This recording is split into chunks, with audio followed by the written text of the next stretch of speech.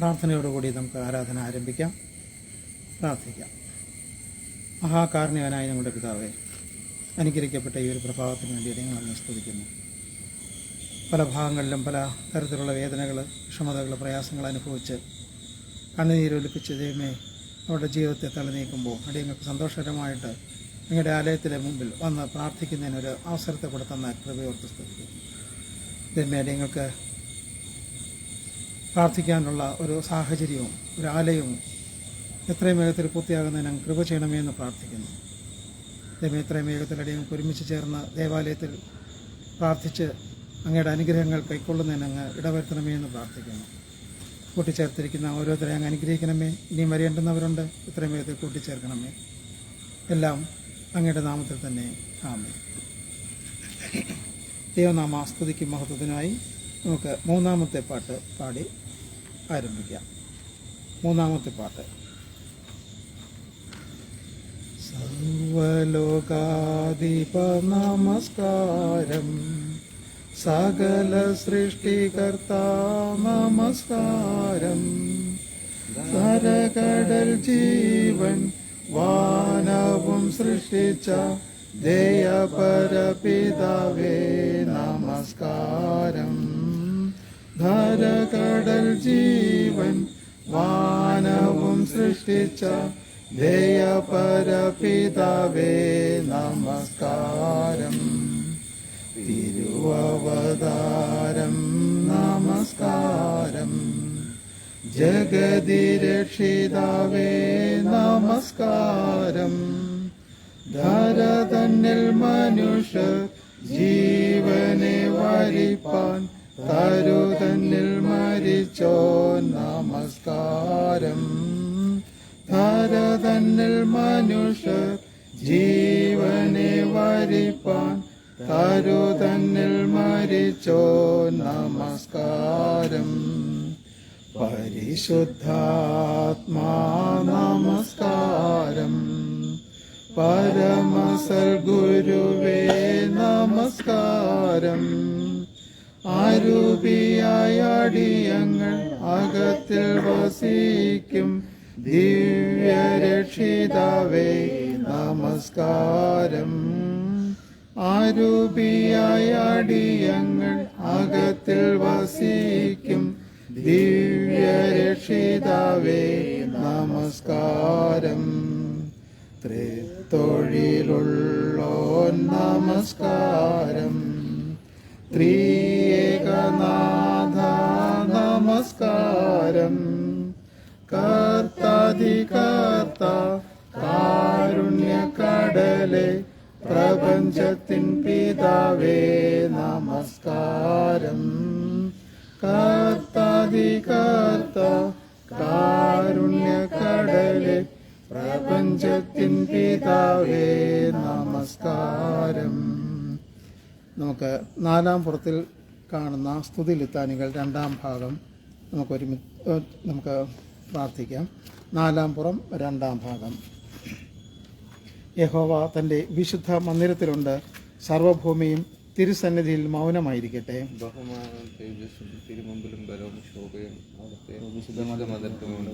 ഞാനും അങ്ങയുടെ കൃപയുടെ ബഹുത്വത്താൽ അങ്ങയുടെ ആലയത്തിലേക്ക് പ്രവേശിക്കും. യഹോവ എൻ്റെ വെളിച്ചവും എൻ്റെ രക്ഷയുമാകുന്നു, ഞാൻ ആരെ ഭയപ്പെടും? അവിടുന്ന് നമ്മുടെ പാപങ്ങൾക്ക് ഒത്തവണ്ണം നമ്മോട് ചെയ്യുന്നില്ല, നമ്മുടെ അകൃത്യങ്ങൾക്ക് ഒത്തവണ്ണം നമ്മോട് പകരം ചെയ്യുന്നതുമില്ല.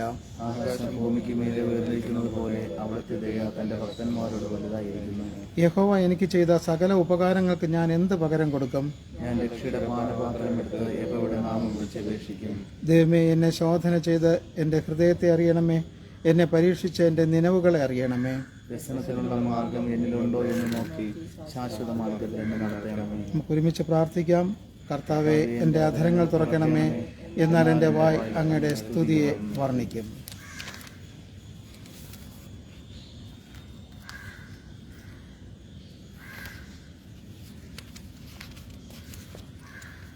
ഞങ്ങളുടെ പിതാവായ ദൈവമേ, വാക്കിലും പ്രവൃത്തിയിലും വിചാരത്തിലും ഞങ്ങൾ അങ്ങേക്ക് വിരോധമായി പാപം ചെയ്തിരിക്കുന്നു. ഞങ്ങൾ പൂർണ്ണ മനസ്സോടെ അങ്ങയെ സ്നേഹിച്ചിട്ടില്ല, ഞങ്ങളെപ്പോലെ തന്നെ ഞങ്ങളെ അയൽക്കാരെയും സ്നേഹിച്ചിട്ടില്ല. ഞങ്ങളോട് കരുണയുണ്ടാകണമേ. ഞങ്ങളുടെ പാപം മാറ്റി ഞങ്ങളെ ശുദ്ധീകരിക്കണമേ. ഞങ്ങളുടെ സകല കുറ്റങ്ങളിൽ നിന്നും ഞങ്ങളെ രക്ഷിക്കണമേ. കർത്താവായ യേശു ക്രിസ്തു മൂലം ഞങ്ങളുടെ പ്രാർത്ഥന കേൾക്കണമേ. ആമേൻ. നമുക്ക് ഒരുമിച്ച് ചേർന്ന് പൊതുവിലുള്ള സ്തോത്രം പ്രാർത്ഥന നടത്താം. 14-ാം പുറത്തിൽ കാണുന്ന പൊതുവിലുള്ള സ്തോത്രം. സർവശക്തിയുള്ള ദൈവമേ, മഹാകരുണയുള്ള പിതാവേ, അങ്ങയുടെ അയോഗ്യദാസരായ ഞങ്ങളോടും സകല മനുഷ്യരോടും അങ്ങേക്കുള്ള സകല കരുതലുകൾക്കായും ആർദ്രതയ്ക്കായും ഞങ്ങൾ അങ്ങേക്ക് മഹാവിനയവും മനഃപൂർവ്വമായ സ്തോത്രം ചെയ്യുന്നു. ഞങ്ങളെ സൃഷ്ടിച്ചതിനും പരിപാലിക്കുന്നതിനും ഈ ആയുസ്സിലെ സകല അനുഗ്രഹങ്ങൾക്കായും എല്ലാറ്റിനും മേലായി ഞങ്ങളുടെ കർത്താവായ യേശു മിശിഹാ മൂലം ലോകത്തെ വീണ്ടെടുത്ത അവിടുത്തെ വിലമതിച്ചുകൂടാത്ത സ്നേഹത്തിനായി ഞങ്ങൾ അങ്ങയെ വാഴ്ത്തുന്നു. അങ്ങ് നൽകിയ കൃപാവഴികൾക്ക് വേണ്ടിയും മഹത്വത്തിൻ്റെ പ്രത്യാശയ്ക്ക് വേണ്ടിയും ഞങ്ങൾ അങ്ങയെ സ്തുതിക്കുന്നു. ഞങ്ങളുടെ ഹൃദയങ്ങൾ കളങ്കമില്ലാതെ നന്ദിയുള്ളതായി തീരേണ്ടതിനും അങ്ങയെ സേവിക്കുന്നതിന് ഞങ്ങളെ ഏൽപ്പിച്ച നാളുകളൊക്കെയും വിശുദ്ധിയോടും നീതിയോടും അങ്ങയുടെ മുമ്പാകെ നടക്കേണ്ടതിന് അങ്ങനെ ഞങ്ങളുടെ അധരങ്ങൾ കൊണ്ട് മാത്രമല്ല ഞങ്ങളുടെ ജീവിതം കൊണ്ടും അവിടുത്തെ സ്തുതി പ്രസിദ്ധപ്പെടുത്തേണ്ടതിനും അവിടുത്തെ സകല കരുണകളെയും കുറിച്ചുള്ള ബോധം ഞങ്ങൾക്ക് തരണമെന്ന് ഞങ്ങളുടെ കർത്താവായ യേശു മിശിഹാ മൂലം ഞങ്ങൾ അപേക്ഷിക്കുന്നു. പിതാവിനും പുത്രനും പരിശുദ്ധാത്മാവിനും സകല ബഹുമാനവും മഹത്വം ഉണ്ടായിരിക്കുമാറാകട്ടെ. ആമേൻ. നമുക്ക് ദൈവനാമ മഹത്വത്തിന് വേണ്ടി 409-ാമത്തെ പാട്ട് നമുക്ക് ഒരുമിച്ച് പാടാം. 409-ാമത്തെ പാട്ട്, അനുഗ്രഹത്തിന് അധിപതിയെ എന്ന് തുടങ്ങുന്ന പാട്ട്. അനുഗ്രഹത്തിൻ അധിപതിയെ, അനന്തകൃപാ പേരും നദിയെ, അനുദിനം നിൻ പദം ഗതിയെ, അനുദിനം നിൻ പദം ഗതിയെ, അടിയാനു നിൻ കൃപമതിയെ, അടിയാനു നിൻ കൃപമതിയെ. വൻവിനകൾ വന്നിടുകിൽ വലയുകയിൽ എൻ ഹൃദയം, വല്ലഭൻ നീ എന്നഭയം, വല്ലഭൻ നീ എന്നഭയം. വന്നിടുമോ പിന്നെ ഭയം, വന്നിടുമോ പിന്നെ ഭയം. തന്നുയിരേ പാപികൾക്കായി തന്നവനാം നീനിയും, തള്ളിടുമോ ഏഴയെന്നെ, തള്ളിടുമോ ഏഴയെന്നെ. തീരുമോ നിൻ സ്നേഹമെന്നിൽ, തീരുമോ നിൻ സ്നേഹമെന്നിൽ. തിരുക്കരങ്ങൾ തരുന്ന നല്ല ശിക്ഷയിൽ ഞാൻ പതറുകില്ല. മക്കളെങ്കിൽ ശാസനകൾ, മക്കളെങ്കിൽ ശാസനകൾ. സ്നേഹത്തിൻ പ്രകാശനങ്ങൾ, സ്നേഹത്തിൻ പ്രകാശനങ്ങൾ. പാരിടമാം പാഴ്മണലിൽ പാർത്തിടും ഞാൻ നിൻ തണലിൽ. മരണദിനം വരുമളവിൽ, മരണദിനം വരുമളവിൽ. മറഞ്ഞിടും ഞാൻ നിൻ മാറിടത്തിൽ, മറഞ്ഞിടും ഞാൻ നിൻ മാറിടത്തിൽ. അനുഗ്രഹത്തിൻ അധിപതിയെ, അനന്തകൃപാ പേരും നദിയെ. ഇപ്പോൾ സങ്കീർത്തനം, ലേഖനം, സുവിശേഷ പാഠം ഇവ നമുക്ക് ആരാധനയ്ക്ക് ചേർന്ന് വായിക്കാം.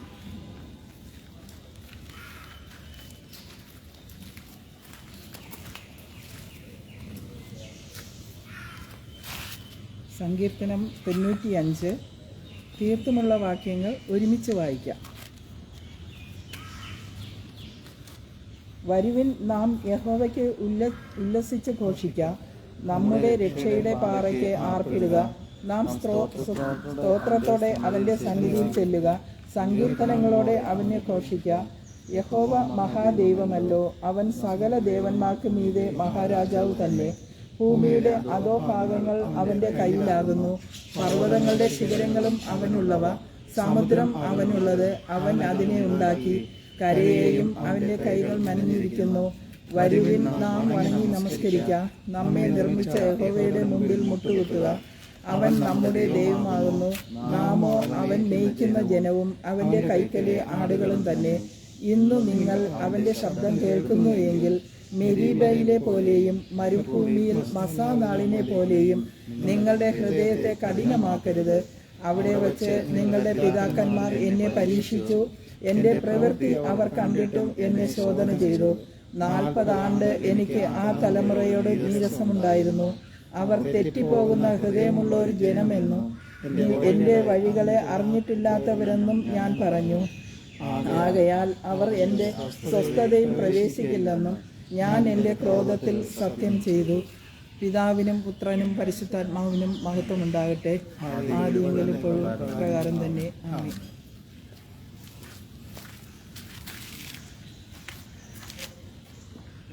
വായനയ്ക്കായി നൽകിയിട്ടുള്ള പഴയ നിയമ വേദഭാഗം ഉൽപ്പത്തി 35-ാം അധ്യായം 1 മുതൽ 16 വരെയുള്ള വാക്യങ്ങൾ. ഉൽപ്പത്തി 35-ാം അധ്യായം 1 മുതൽ 16 വരെയുള്ള വാക്യങ്ങൾ. അനന്തരം ദൈവം യാക്കോബിനോട്, നീ പുറപ്പെട്ട് ബഥേലിൽ ചെന്ന് പാർക്ക.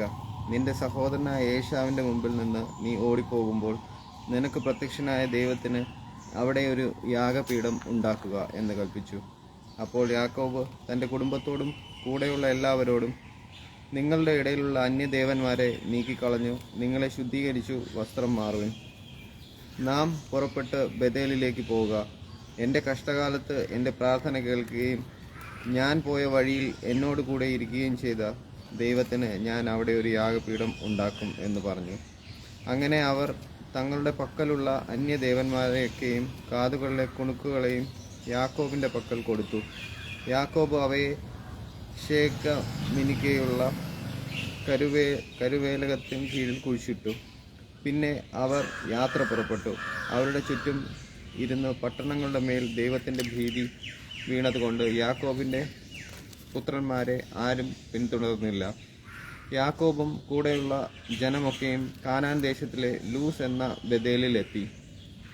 അവിടെ അവൻ ഒരു യാഗപീഠം പണിതു. തൻ്റെ സഹോദരൻ്റെ മുമ്പിൽ നിന്ന് ഓടിപ്പോകുമ്പോൾ അവന് അവിടെ വെച്ച് ദൈവം പ്രത്യക്ഷനായതുകൊണ്ട് അവൻ ആ സ്ഥലത്തിന് എൽ ബഥേൽ എന്ന് പേർ വിളിച്ചു. റെബെക്കായുടെ ധാത്രിയായ ദബോറ മരിച്ചു. അവളെ ബഥേലിന് താഴെ ഒരു കരുവേലകത്തിൽ കീഴിൽ അടക്കി. അതിന് അല്ലോൻ ബാഖൂത്ത് വിലാപവൃക്ഷം എന്ന് പേരിട്ടു. യാക്കോബ് പദൻ അരാമിൽ നിന്ന് വന്ന ശേഷം ദൈവം അവന് പിന്നെയും പ്രത്യക്ഷനായി അവനെ അനുഗ്രഹിച്ചു. ദൈവം അവനോട്, നിന്റെ പേർ യാക്കോബ് എന്നല്ലോ, ഇനി നിനക്ക് യാക്കോബ് എന്നല്ല ഇസ്രായേൽ എന്നു തന്നെ പേരാകണം എന്ന് കൽപ്പിച്ചു. അവന് ഇസ്രായേൽ എന്ന് പേരിട്ടു. ദൈവം പിന്നെയും അവനോട്, ഞാൻ സർവശക്തിയുള്ള ദൈവമാകുന്നു, നീ സന്താനപുഷ്ടിയുള്ളവനായി പെരുകുക. ഒരു ജാതിയും ജാതികളുടെ കൂട്ടവും നിന്നിൽ നിന്ന് ഉദ്ഭവിക്കും. രാജാക്കന്മാരും നിന്റെ പ്രദേശത്ത് നിന്ന് പുറപ്പെടും. ഞാൻ അബ്രഹാമിനും ഇസഹാക്കിനും കൊടുത്ത ദേശം നിനക്ക് തരും. നിന്റെ ശേഷം നിന്റെ സന്തതിക്കും ഈ ദേശം കൊടുക്കും എന്ന് അരുൾ ചെയ്തു. അവനോട് സംസാരിച്ച സ്ഥലത്തു നിന്ന് ദൈവം അവനെ വിട്ട് കയറിപ്പോയി. അവൻ തന്നോട് സംസാരിച്ചെടുത്ത് യാക്കോബ് ഒരു കൽത്തൂൺ നിർത്തി. അതിന്മേൽ ഒരു പാനീയ യാഗം ഒഴിച്ച് എണ്ണയും പകർന്നു. ദൈവം തന്നോട് സംസാരിച്ച സ്ഥലത്ത് യാക്കോബ് ബഥേൽ എന്ന് പേരിട്ടു. വായിച്ചു കേട്ട ദൈവജനങ്ങൾ നമ്മെ അനുഗ്രഹിക്കുമാറാകട്ടെ.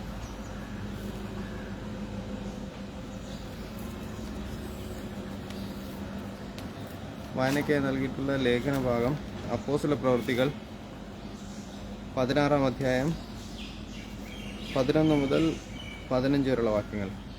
അപ്പോസ്തല പ്രവൃത്തികൾ 16-ാം അധ്യായം 11 മുതൽ 15 വരെയുള്ള വാക്യങ്ങൾ. അങ്ങനെ ഞങ്ങൾ ത്രോവാസിൽ നിന്ന് കപ്പൽ നീക്കി നേരെ സമത്രക്കിയിലേക്കും പിറ്റന്നാൾ നവപൊലിക്കും അവിടെ നിന്ന് ഫിലിപ്പിയിലേക്കും ചെന്നു.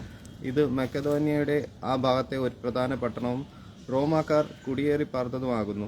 ആ പട്ടണത്തിൽ ഞങ്ങൾ ചില ദിവസം പാർത്തു. ശബത്ത് നാളിൽ ഞങ്ങൾ ഗോപുരത്തിന് പുറത്തേക്ക് പോയി അവിടെ പ്രാർത്ഥനാസ്ഥലം ഉണ്ടായിരിക്കും എന്ന് ഞങ്ങൾ വിചാരിച്ചു. പുഴവക്കത്തിരുന്നു. അവിടെ കൂടി വന്ന സ്ത്രീകളോട് സംസാരിച്ചു. തുയത്തെ രാപ്പട്ടണക്കാരത്തിയും രക്താംബരം വിൽക്കുന്നവളുമായി ലുദിയ എന്നു പേരുള്ള ദൈവഭക്തിയായ ഒരു സ്ത്രീ കേട്ടുകൊണ്ടിരുന്നു. പൗലോസ് സംസാരിച്ചത് ശ്രദ്ധിക്കേണ്ടതിന് കർത്താവ് അവളുടെ ഹൃദയം തുറന്നു. അവളും കുടുംബവും സ്നാനമേറ്റ ശേഷം, നിങ്ങൾ എന്നെ കർത്താവിൽ വിശ്വസ്ത എന്ന് എണ്ണിയിരിക്കുന്നുവെങ്കിൽ എൻ്റെ വീട്ടിൽ നിന്ന് വന്നു പാർപ്പിൻ എന്നപേക്ഷിച്ചു.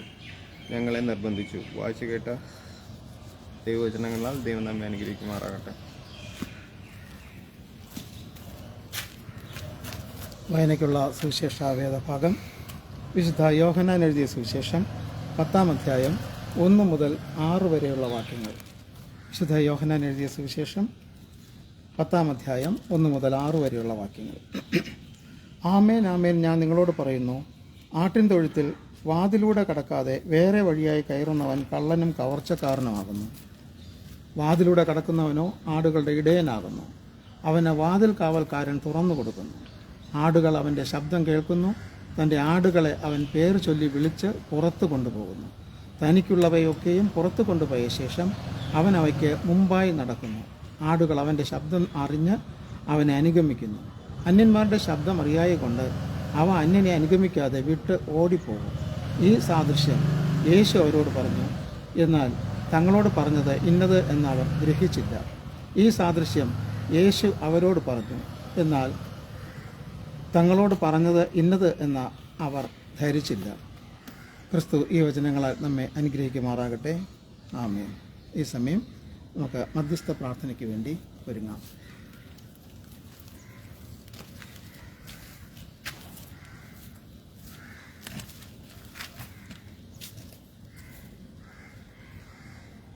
കർത്താവെ സ്തുതിക്കുന്നു, സ്തോത്രം ചെയ്യുന്നപ്പ ഈ പരിശുദ്ധ ദിവസത്തിൽ കർത്താവ് ഞങ്ങളുടെ വിശുദ്ധാരാധനയിൽ വീണ്ടും ഞങ്ങൾക്ക് ഒരുമിച്ച് കൂടുവാൻ തന്ന വിലയേറിയ ഭാഗ്യത്തിനായി സ്തുതിക്കുന്നു, സ്തോത്രം ചെയ്യുന്നു. കഴിഞ്ഞ ഒരാഴ്ചക്കാലം കർത്താവെ ഞങ്ങൾ അതിശയകരമായി ക്ഷേമത്തോടെ വഴിനടത്തിയതിനായി സ്തോത്രം ചെയ്യുന്നപ്പ ദൈവമേ, നേരിടാമായിരുന്ന ആപത്തംശങ്ങളിൽ നിന്നെല്ലാം വിടുവിച്ചു കർത്താവെ. കഷ്ടതകളും പ്രതിസന്ധികളും എല്ലാം വന്നപ്പോഴും അങ്ങയുടെ അത്ഭുത കാരുണ്യം ഞങ്ങളുടെ കൂടെ ഉണ്ടായിരുന്നു കർത്താവെ. അതിനെല്ലാം ഞങ്ങൾക്ക് മറികടക്കുവാൻ കർത്താവെ അങ്ങയുടെ സാന്നിധ്യം ഞങ്ങൾക്ക് വളരെ ആശ്വാസമായിരുന്നു കർത്താവെ. യേശുപ്പ, വീണ്ടും കർത്താവെ ഞങ്ങൾ അടുത്ത നിമിഷം ഞങ്ങളുടെ ജീവിതത്തിൽ എന്ത് സംഭവിക്കുന്നു എന്ന് ഞങ്ങൾ അറിയുന്നില്ല അപ്പ. പ്രത്യേകിച്ച് കർത്താവെ, ഞങ്ങളുടെ ജീവിതഭാരത്താൽ വളരെയേറെ കഷ്ടപ്പെടുന്നു കർത്താവെ. ഞങ്ങളുടെ കൂടെയുള്ള പ്രിയപ്പെട്ടവരെ ഓർത്ത് പ്രാർത്ഥിക്കുന്നു അപ്പ. ദൈവമേ, സാമ്പത്തികമായി ബുദ്ധിമുട്ടുന്ന കുടുംബത്തെ ഓർത്ത് പ്രാർത്ഥിക്കുന്നു കർത്താവെ. അവർക്ക് ആശ്വാസം നൽകണമേ അപ്പ. ഈ ദിവസങ്ങളിൽ കർത്താവെ അങ്ങയുടെ സാന്നിധ്യം കർത്താവെ അതൊരു വലിയൊരു ആശ്വാസമായി തീരും അവർക്ക് അപ്പ. ദൈവമേ, കടഭാരങ്ങളാൽ വലയുന്നവരെ കർത്താവെ പ്രത്യേകിച്ച് കർത്താവെ അങ്ങയുടെ സന്നിധിയിൽ ഓർക്കുന്നു കർത്താവെ. ദൈവമേ, കർത്താവെ സാമ്പത്തികം കൊടുത്തവർക്ക് കർത്താവ് തിരിച്ചു കൊടുക്കേണ്ടതുണ്ട് അപ്പോൾ അവർക്കെല്ലാം ഒരു മനസ്സലിവോടെ തോന്നണമേ അപ്പ. ഒരു അവധി കൊടുക്കുവാൻ കർത്താവെ. യേശപ്പ, ബാങ്കുകൾക്ക് കർത്താവെ അവരോട് കരുണ തോന്നണമേ കർത്താവെ. യേശപ്പ, എല്ലാം ഈ അവസ്ഥയിലും കർത്താവെ അവരുടെ വിശ്വാസം ദൈവമേ ഉറച്ചതായി തീരുവാൻ അവരെ അനുഗ്രഹിക്കണമെന്നാഥ. ഞങ്ങൾ ദക്ഷിണ കേരള മഹാനഗരത്ത് പ്രാർത്ഥിക്കുന്നു കർത്താവെ. വരും ദിവസങ്ങളിൽ നടക്കുന്ന കർത്താവെ തിരഞ്ഞെടുപ്പുകൾക്കായി പ്രാർത്ഥിക്കുന്നു. നീതിയുള്ള തിരഞ്ഞെടുപ്പ് നടക്കുവാൻ കർത്താവെ അവിടെ ഇടപെടണമേ, അനുഗ്രഹിക്കണമേ കർത്താവെ. പ്രത്യേകിച്ച് സെനറ്റിൽ നടക്കുന്ന തിരഞ്ഞെടുപ്പിനായി പ്രാർത്ഥിക്കുന്നു കർത്താവെ. സാമ്പത്തികം നൽകുന്ന വിജയമല്ല, അങ്ങ് നൽകുന്ന ദൈവമേ സ്വർഗീയ വിജയമുണ്ടാകുവാൻ കർത്താവെ, നല്ലൊരു നേതൃത്വം ഉണ്ടാകുവാൻ, ഒരു വ്യക്തിക്ക് പോലും ആരാധനയ്ക്ക് ഇടർച്ച ഉണ്ടാക്കാത്ത നല്ലൊരു നേതൃത്വം വരുവാൻ കൃപ ചെയ്ത് അനുഗ്രഹിക്കണമേ കർത്താവെ. യേശപ്പ, ദൈവമേ, ഞങ്ങളുടെ CSI പ്രസ്ഥാനം ഏറ്റവും മികച്ചൊരു ആത്മീയ പ്രസ്ഥാനമായി തീരുവാൻ കർത്താവെ, ആ നല്ലൊരു ആത്മീയ പ്രസ്ഥാനമായി ലോകത്തിന് മുമ്പിൽ നടത്തുവാൻ കഴിവുള്ള ഒരു നേതൃത്വത്തെ അവിടെ നയിക്കണമേ കർത്താവെ. യേശപ്പച്ച, സ്തുതിക്കുന്നു, സ്തോത്രം ചെയ്യുന്നു കർത്താവെ. ദൈവമേ, ഞങ്ങളുടെ നശിപ്പിക്കപ്പെട്ട ദേവാലയത്തിൻ്റെ സ്ഥാനത്ത് കർത്താവെ ഞങ്ങൾക്ക് മനോഹരമായൊരു ദേവാലയം പണിയുവാൻ എന്നുള്ള സാഹചര്യങ്ങൾ ഒരുക്കി തരണമേ കർത്താവെ. മാനുഷികമായ തടസ്സങ്ങൾ ഏറെയുണ്ടപ്പ. ദൈവമേ കർത്താവെ, അവർക്കെല്ലാം ഒരു മാനസാന്തരത്തിൻ്റെ അനുഭവം നൽകണമേ നാഥ കർത്താവെ. ഞങ്ങളുടെ കർത്താവെ, ഞങ്ങളുടെ കൂടെയുള്ളവർക്ക് വേണ്ടി വീണ്ടും പ്രാർത്ഥിക്കുന്നു അപ്പ. എല്ലാവരെയും ബലപ്പെടുത്തി അനുഗ്രഹിക്കണമേ. കർത്താവെ, ഈ കൂട്ടായ്മയിൽ വരുവാൻ കർത്താവെ സാധിക്കാത്തവർക്ക് വേണ്ടി പ്രാർത്ഥിക്കുന്നു, ഭവനങ്ങൾ അയക്കുന്നവർക്ക് വേണ്ടി പ്രാർത്ഥിക്കുന്നു. കർത്താവെ, അവരും ഒരുമിച്ച് ഞങ്ങൾക്ക് എത്രയും വേഗം ഞങ്ങൾക്ക് ദേവാലയത്തിൽ ഒരുമിച്ച് കൂടുതൽ പ്രാർത്ഥിക്കുവാനുള്ള കൃപ ഞങ്ങൾക്ക് നൽകണമേ. കർത്താവെ, യേശുപ്പച്ചാദൈവമേ, പ്രാർത്ഥന കേട്ടതിനായി സ്തോത്രം. വീണ്ടും വേഗം വരുന്ന ഉയർത്തുന്നേറ്റ ആശ്രയനായ യേശു ക്രിസ്തുവിൻ്റെ തന്നെയുള്ള നാം തന്നെ ആമേൻ. സ്വർഗ്ഗസ്ഥനായ ഞങ്ങളുടെ പിതാവേ, ശുദ്ധീകരിക്കപ്പെടണമേ, രാജ്യം വരണമേ, തിരുഷ്ടം സ്വർഗ്ഗത്തിലെ പോലെ ഭൂമിയിലാകണമേ. ഞങ്ങൾക്ക് ആവശ്യമുള്ള ആഹാരം തരണമേ, ഞങ്ങളുടെ കർത്താരോട് ക്ഷമിച്ചിരിക്കുന്നത് പോലെ ഞങ്ങളുടെ പാപങ്ങൾ ക്ഷമിക്കണമേ. ഞങ്ങളുടെ അപേക്ഷയെ കർത്താവ് സർവ്വശക്തനും വിളിക്കണം. രാജ്യം ശക്തിയും മഹത്വവും എന്നേക്കും നിത്യമായിരിക്കും.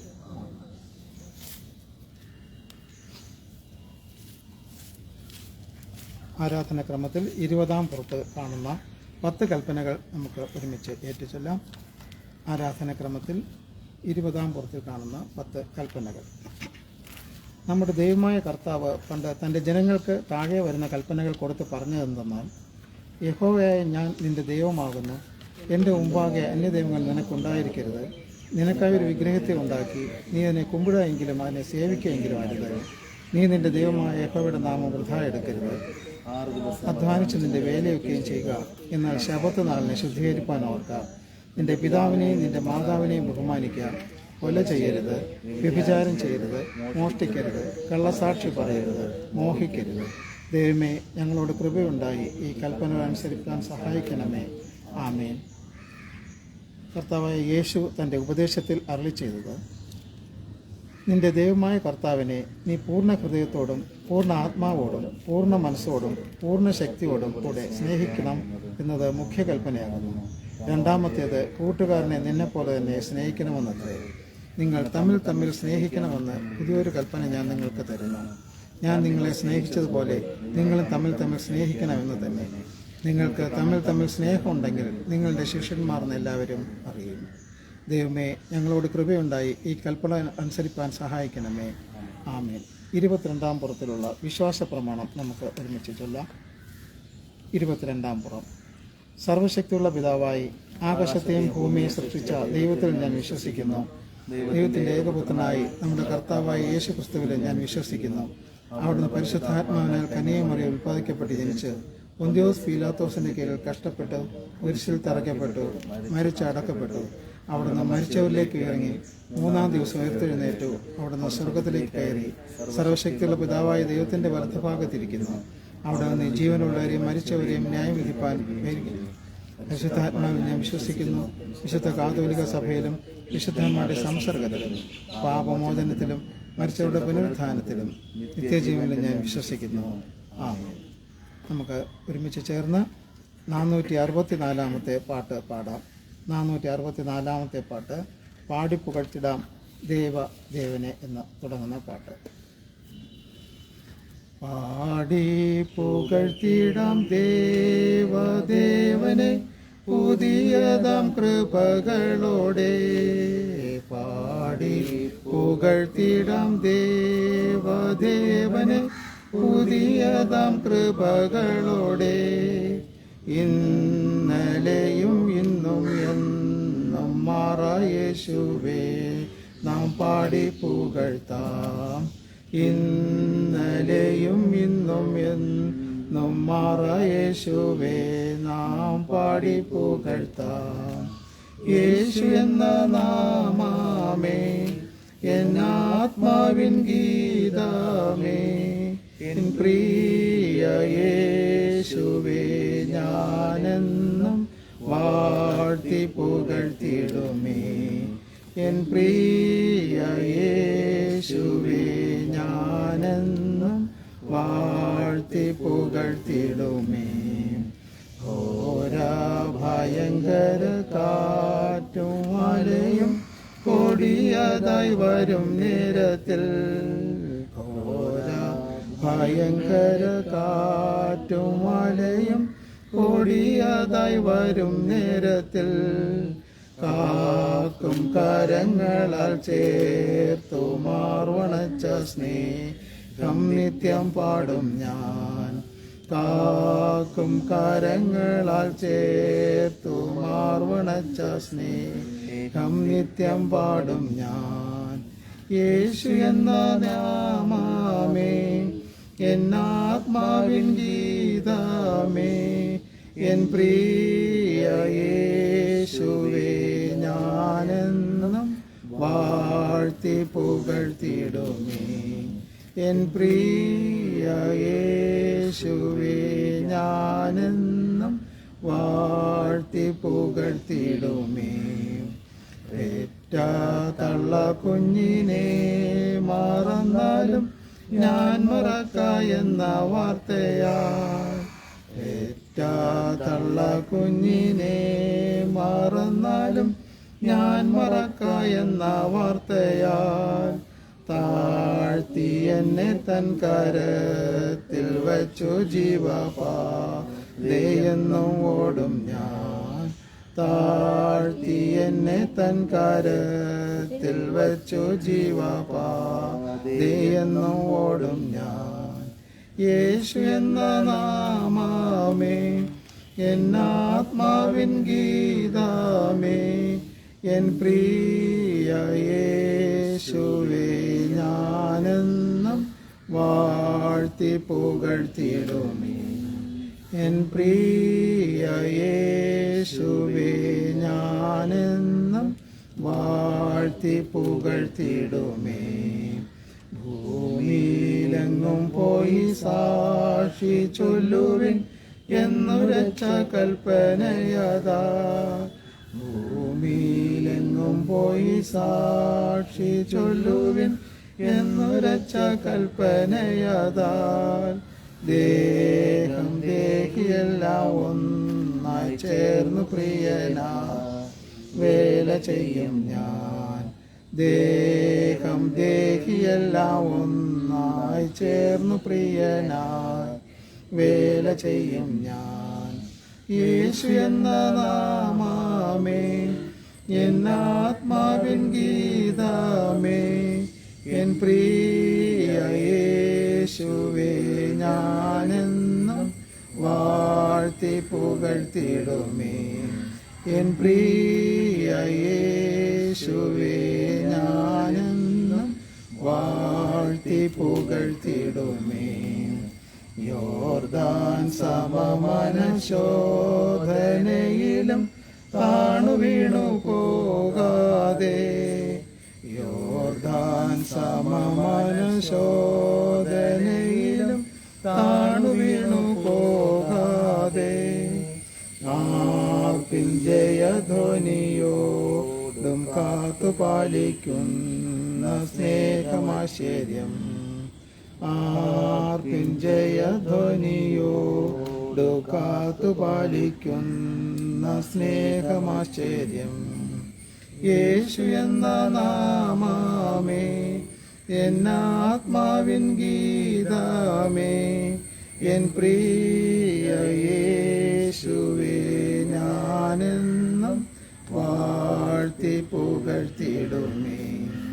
എൻ പ്രിയ യേശുവേ, ഞാനെന്നും വാഴ്ത്തി പുകഴ്ത്തിടുമേ.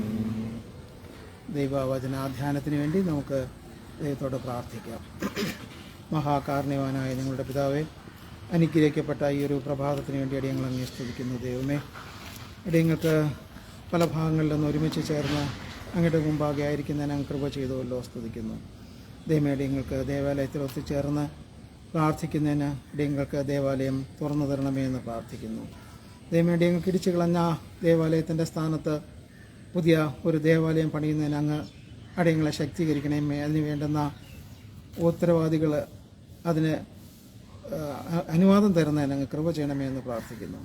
ദൈവമേ, അവരുടെ മനസ്സിനകത്ത് അത്തരത്തിലൊരു ധാരണയുണ്ടായി അടിയങ്ങൾക്ക് പാട്ടുപാടി പ്രാർത്ഥിക്കുന്നതിനുള്ള സ്വാതന്ത്ര്യം തരണമേ എന്ന് പ്രാർത്ഥിക്കുന്നു. ദൈവമേ, രാജ്യത്തിലുടനീളം പലതരത്തിലുള്ള മതധ്വംസനങ്ങൾ നടക്കുന്നുണ്ടെങ്കിലും ദൈവമേ, ഞങ്ങളുടെ ഭവനത്തിൽ തന്നെ അത്തരത്തിലൊരു പ്രശ്നം ഉണ്ടായിരിക്കുന്ന ആ സ്ഥിതി അങ്ങ് അറിയുന്നുവല്ലോ. ദൈവമേ, അങ്ങ് മാറ്റിത്തരണം. നാളെ നടക്കുന്ന ഇലക്ഷനിൽ അങ്ങയുടെ സാന്നിധ്യം ഉണ്ടാകണം. തുടർന്ന് വരേണ്ടുന്ന എല്ലാ കാര്യങ്ങളിലും, സഭയുടെ ഇലക്ഷനുകളിൽ ദൈവമേ, എല്ലാത്തിലും അങ്ങയുടെ സാന്നിധ്യം വേണം. ദൈവനാമം മഹത്വപ്പെടുന്നതിന് വേണ്ടിയിട്ടുള്ള ഒരു ഭരണസമിതി വന്നു ചേരുന്നതിന് കൃപ ചെയ്യണമേ എന്ന് പ്രാർത്ഥിക്കുന്നു. അടിയങ്ങൾ പാപികളും ദോഷികളും കുറ്റക്കാരുമാണെങ്കിലും അടിയങ്ങളോട് കരുണയും കൃപയും തോന്നണമേ എന്ന് പ്രാർത്ഥിക്കുന്നു. ആവശ്യത്തിലിരിക്കുന്ന ഓരോരുത്തരെ അനുഗ്രഹിക്കണമേ. ദൈവവചനത്തെ അടിയങ്ങൾക്ക് വേണ്ടി നൽകണമേ എന്ന് പ്രാർത്ഥിക്കുന്നു. അടിയൻ ബലഹീനാണ്, ശക്തീകരിക്കണമേ എന്ന് പ്രാർത്ഥിക്കുന്നു. ഈ ആഴ്ചയിലും അധികം നന്മകളാ നിറയ്ക്കണം പരമിതാവേ. ആമേൻ. നമുക്ക് ദൈവവചന ചിന്തയ്ക്ക് വേണ്ടിയിട്ട് ഒരുങ്ങാം. എല്ലാവർക്കും സുപരിചിതമായിട്ടുള്ള ഒരു ഭാഗമാണ് ഇന്നത്തെ വചനചിന്തയ്ക്ക് വേണ്ടിയിട്ട് മഹായിടവക നമുക്ക് നൽകിയിട്ടുള്ളത്. ക്രിസ്തുവിൻ്റെ ആട്ടിൻകൂട്ടം എന്നതാണ് നമുക്ക് തന്നിട്ടുള്ള വചനത്തിൻ്റെ വിഷയം. ദൈവജനം എന്ന് പറയുന്നത് ക്രിസ്തുവിൻ്റെ ആട്ടിൻകൂട്ടമാണ്. ആരാണ് ദൈവജനം? ദൈവത്തെ അറിയുന്നവരെല്ലാവരും ദൈവത്തിൻ്റെ ജനം തന്നെയാണ്. ദൈവത്തെ അറിയാത്തവരും ദൈവത്തിൻ്റെ ജനമാണ്. കാരണം ദൈവം എല്ലാവർക്കും ദൈവിക ശ്വാസം അവരുടെ ഉള്ളിലുണ്ട്. മനുഷ്യനെ സൃഷ്ടിക്കുന്ന സമയത്ത് അവരുടെ മൂക്കിലൂതി അവർക്ക് ജീവൻ വന്നു. ആ ജീവൻ ഇന്നുള്ള എല്ലാ ചരാചരങ്ങൾക്കും അതൊരു വലിയൊരു പ്രചോദനമായി, അത് വലിയൊരു ജീവനായി ഇന്നും നിലനിൽക്കുന്നു. പക്ഷേ അവിടെ പലപ്പോഴും കൂട്ടം തെറ്റിപ്പോകുന്ന, ഇടയനെ അറിയാതെ പോകുന്ന ഒരു കൂട്ടം ജനങ്ങളുണ്ട് എന്ന കാര്യം പ്രത്യേകം ഓർമ്മിക്കുക. അവിടെയാണ് നമ്മുടെ ചിന്തയ്ക്ക് ആധാരമായിട്ടുള്ള ഭാഗങ്ങൾ വരുന്നത്. ദൈവജനം ക്രിസ്തുവിൻ്റെ ആട്ടിൻകൂട്ടമാണ്. എൻ്റെ ആട്ടിൻകൂട്ടത്തിൽ പെടാത്ത ആടുകളും ഉണ്ട് എന്ന് വേദോസ്തം നമ്മെ പഠിപ്പിക്കുന്നു. അപ്പോൾ ക്രിസ്തുവിൻ്റെ ആട്ടിൻകൂട്ടമായിട്ട് ചേരണമെന്നുണ്ടെങ്കിൽ നാം എന്ത് ചെയ്യണം? വിശുദ്ധ യോഹന്നാൻ എഴുതിയ സുവിശേഷം 10-ാം അധ്യായത്തിൻ്റെ 3-ാം വാക്യമാണ് ആധാരമായിട്ട് എടുത്തിട്ടുള്ള വാക്യം. വിശുദ്ധ യോഹന്നാൻ 10-ാം അധ്യായത്തിൻ്റെ 3-ാം വാക്യം. അവന് വാതിൽ കാവൽക്കാരൻ തുറന്നു കൊടുക്കുന്നു. ആടുകൾ അവൻ്റെ ശബ്ദം കേൾക്കുന്നു. തൻ്റെ ആടുകളെ അവൻ പേർ ചൊല്ലി വിളിച്ച് പുറത്തു കൊണ്ടുപോകുന്നു. തനിക്കുള്ളവയൊക്കെയും പുറത്തു കൊണ്ടുപോയ ശേഷം അവൻ അവയ്ക്ക് മുമ്പായി നടക്കുന്നു. ആടുകൾ അവൻ്റെ ശബ്ദം അറിഞ്ഞ് അവനെ അനുഗമിക്കുന്നു. അന്യന്മാരുടെ ശബ്ദം അറിയായതുകൊണ്ട് അവ അന്യനെ അനുഗമിക്കാതെ വിട്ട് ഓടിപ്പോകും. ഇവിടെ ചെറിയൊരു തൊഴുത്തും അതിനകത്തുള്ള കുറേ ആടുകളെന്ന് പറയുമ്പോൾ 1-2 ആടുകളല്ല, ആട്ടിൻകൂട്ടം തന്നെ. കാരണം യഹൂദ നാട്ടിൻ്റെ പ്രത്യേകത എങ്ങനെയാണ്? 1-2 ആടുകളെ വളർത്തുന്ന രീതിയല്ല. ആ തൊഴുത്തിൽ ചിലപ്പോൾ ആയിരക്കണക്കിന് ആടുകൾ കാണും. ഇവയെല്ലാത്തിനെയും ഒരുമിച്ച് തുറന്നു വിട്ട്, ഒരുമിച്ച് വെള്ളം കൊടുത്ത്, ഒരുമിച്ച് തീറ്റി, ഇതെല്ലാം കൊടുക്കുന്നതിനുള്ള സാഹചര്യം ആ പറഞ്ഞ പ്രദേശങ്ങളിൽ ഉണ്ടായിരുന്നു എന്നുള്ളതാണ് ഏറ്റവും പ്രത്യേകിച്ചുള്ള ഒരു കാര്യം. നമ്മുടെ ഇന്നത്തെ സാഹചര്യം വെച്ച് നോക്കുമ്പോൾ അതിനുള്ള സാഹചര്യങ്ങൾ വളരെ കുറവാണ്. ഭൂപരിമിതി ഏറ്റവും പ്രധാനപ്പെട്ട കാര്യം. ആവശ്യത്തിനുള്ള ജലം ലഭിക്കാതെ വരുന്നു, ആവശ്യത്തിനുള്ള പുല്ല് കൊടുക്കാൻ സാധിക്കാതെ വരുന്നു. ഇങ്ങനെയുള്ള ഒരുപാട് ബുദ്ധിമുട്ടുകൾ ഇന്നത്തെ കാലത്ത് നമുക്കുണ്ട്. പക്ഷേ ആ യഹൂദിയ നാട്ടിൽ രോമം കത്തിരിക്കുന്നതിന് വേണ്ടിയിട്ട് വളർത്തുന്ന ആടുകളാണ് ഏറ്റവും കൂടുതലുള്ളത്. അപ്പോൾ ഈ ആടുകൾക്ക് വേണ്ടുന്നതായിട്ട് ഒരു തൊഴുത്ത് വേണം. ആ തൊഴുത്തിനകത്ത് ആടുകളെ ഒരുമിച്ച് അടച്ചിട്ടൊക്കെയാണ്. ആ ഒരുമിച്ച് അടച്ചിട്ടിട്ടുള്ള ഈ ലോകത്തിൽ, ഈ ലോകമാകുന്ന തൊഴുത്തിൽ നമ്മളെയും ഒരുമിച്ച് അടച്ചിട്ടിട്ടുണ്ട്. പക്ഷെ നമുക്കൊരു യജമാനനുണ്ട്. ആ യജമാനൻ നമ്മളെ വന്ന് വിളിക്കുന്നു. പക്ഷേ ആ വിളി ആരുടേതാണ് എന്ന് തിരിച്ചറിയാനുള്ളൊരു ബാധ്യതയും അവകാശവും നമുക്കുണ്ട്. ആരാണ് വിളിക്കുന്നത്? പലപ്പോഴും വിളിക്കുമ്പോൾ സാമ്യമുള്ള വിളികളുണ്ടായെന്നിരിക്കും. കള്ളന്മാർ ചിലപ്പോൾ അത്തരത്തിൽ തന്നെ വിളിച്ചിട്ട് ഇതിനകത്തുനിന്ന് കട്ടുകൊണ്ട് പോകുന്നതിനുള്ള സാഹചര്യം ഉണ്ടാകാം. വേദപുസ്തകത്തിൽ നമുക്ക് പറയുന്നത് ആടുകൾ അവൻ്റെ ശബ്ദം കേൾക്കുന്നു. ആദ്യം ആടുകൾ അവൻ്റെ ശബ്ദം കേൾക്കുന്നു. ആ ഇടയൻ്റെ ശബ്ദം കേൾക്കുന്നു. ഇടയൻ്റേതല്ലാത്ത ശബ്ദവും കേട്ടെന്നിരിക്കും. പക്ഷേ അതിലാണ് നേരത്തെ സൂചിപ്പിച്ചതുപോലെ അത് തിരിച്ചറിയേണ്ടിയിരിക്കുന്നു. നമുക്ക് പല തലത്തിലും പല സാഹചര്യങ്ങളിലും തെറ്റായിട്ടുള്ള ചിന്തകളും തെറ്റായിട്ടുള്ള വ്യാഖ്യാനങ്ങളും തന്ന് നമ്മെ തെറ്റിദ്ധരിപ്പിക്കാൻ വേണ്ടി പലരും ശ്രമിക്കാറുണ്ട്.